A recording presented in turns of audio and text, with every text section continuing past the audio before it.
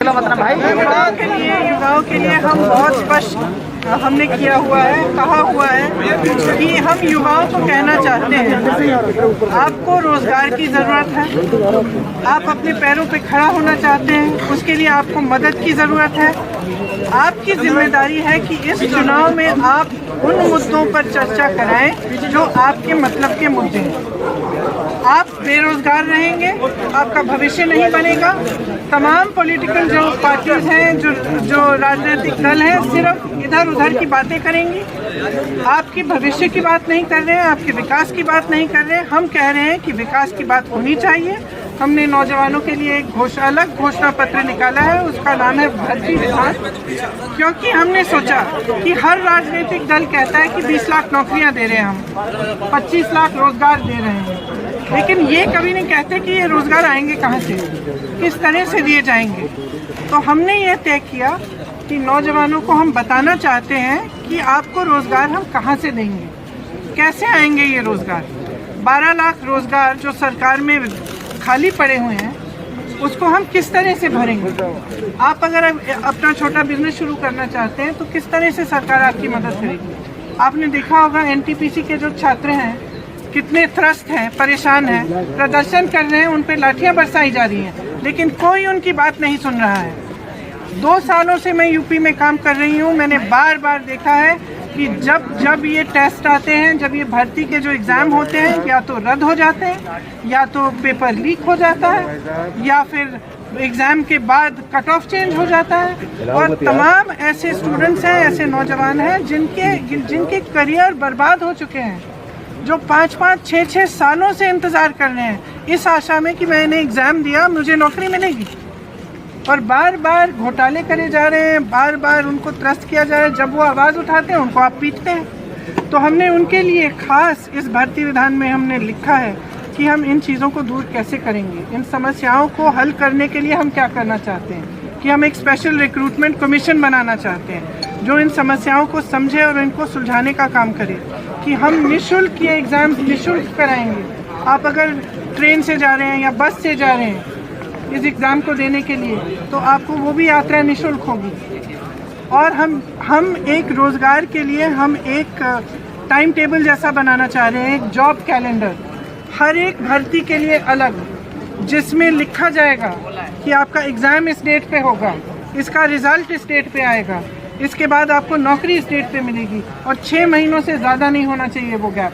आज एग्ज़ाम और रिज़ल्ट में 1.5 साल का गैप है, बताइए कैसे हो सकता है, कैसे हो सकता है। और आप सोच रहे हैं कि नौजवान त्रस्त नहीं होगा, दुखी नहीं होगा, और आप उनकी बात नहीं सुन रहे हैं, उनको मार रहे हैं, पीट रहे हैं, जेल में डाल रहे हैं, उनका करियर ख़त्म कर रहे हैं, उन पे ऐसी ऐसी धाराएं लगा रहे हैं कि वो जेल चले जाते हैं, बाद में यूनिवर्सिटी नहीं जा सकते हैं। तो हम कह रहे हैं कि हम समझ रहे हैं कि ये आपकी समस्याएं हैं, इसको सुलझाने के लिए, इनको सुलझाने के लिए हमने एक पूरा विधान बनाया है। इसको पढ़िए, ऑनलाइन भी पढ़िए, और जहाँ से भी आपको ये उपलब्ध हो सकता है आप उसको देख के पढ़िए, क्योंकि हम ठोस बात कर रहे हैं, हम इधर उधर की बातें नहीं कर रहे हैं। हम कह रहे हैं कि चुनाव असली मुद्दों पे लड़ा जाना चाहिए, विकास पे लड़ा जाना चाहिए। आपके मोहल्ले में नल क्यों नहीं है, पानी नहीं है, बिजली क्यों नहीं है, सड़क नहीं है, आपको रोज़गार क्यों नहीं मिल रहा है, आपकी शिक्षा में आपका बजट क्या है, आप 80%, 20% की बातें कर रहे हैं। आप ये क्यों नहीं कह रहे हैं कि कितने प्रतिशत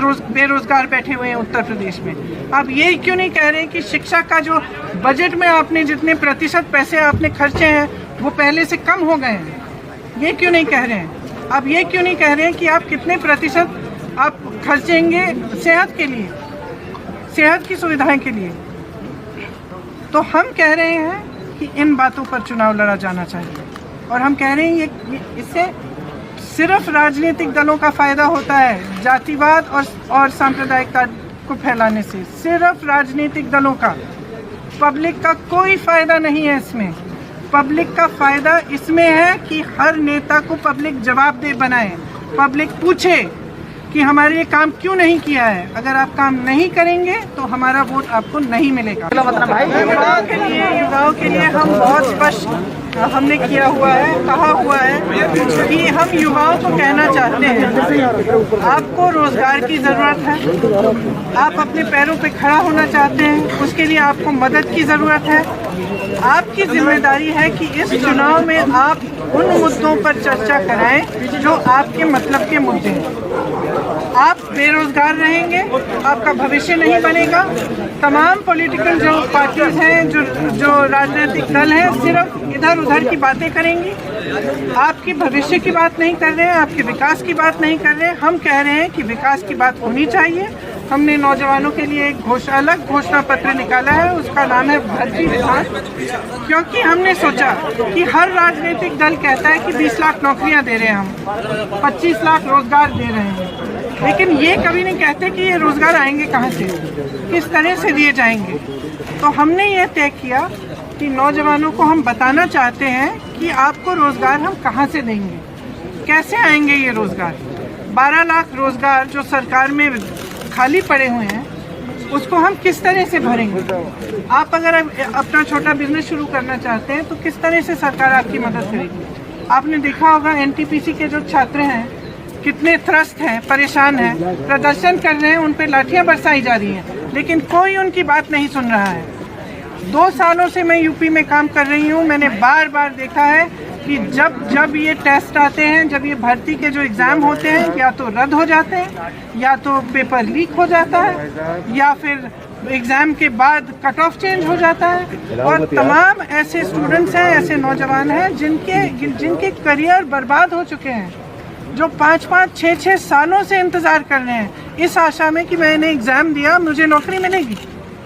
और बार बार घोटाले करे जा रहे हैं, बार बार उनको त्रस्त किया जा रहा है। जब वो आवाज़ उठाते हैं उनको आप पीटते हैं। तो हमने उनके लिए खास इस भर्ती विधान में हमने लिखा है कि हम इन चीज़ों को दूर कैसे करेंगे, इन समस्याओं को हल करने के लिए हम क्या करना चाहते हैं कि हम एक स्पेशल रिक्रूटमेंट कमीशन बनाना चाहते हैं जो इन समस्याओं को समझे और इनको सुलझाने का काम करे, कि हम निःशुल्क ये एग्ज़ाम निःशुल्क कराएंगे।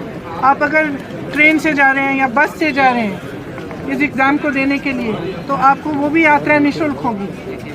और हम एक रोज़गार के लिए हम एक टाइम टेबल जैसा बनाना चाह रहे हैं, एक जॉब कैलेंडर हर एक भर्ती के लिए अलग, जिसमें लिखा जाएगा कि आपका एग्ज़ाम इस डेट पे होगा, इसका रिज़ल्ट इस डेट पे आएगा, इसके बाद आपको नौकरी इस डेट पे मिलेगी, और 6 महीनों से ज़्यादा नहीं होना चाहिए वो गैप। आज एग्ज़ाम और रिज़ल्ट में 1.5 साल का गैप है, बताइए कैसे हो सकता है, कैसे हो सकता है। और आप सोच रहे हैं कि नौजवान त्रस्त नहीं होगा, दुखी नहीं होगा, और आप उनकी बात नहीं सुन रहे हैं, उनको मार रहे हैं, पीट रहे हैं, जेल में डाल रहे हैं, उनका करियर ख़त्म कर रहे हैं, उन पे ऐसी ऐसी धाराएं लगा रहे हैं कि वो जेल चले जाते हैं, बाद में यूनिवर्सिटी नहीं जा सकते हैं। तो हम कह रहे हैं कि हम समझ रहे हैं कि ये आपकी समस्याएं हैं, इसको सुलझाने के लिए, इनको सुलझाने के लिए हमने एक पूरा विधान बनाया है।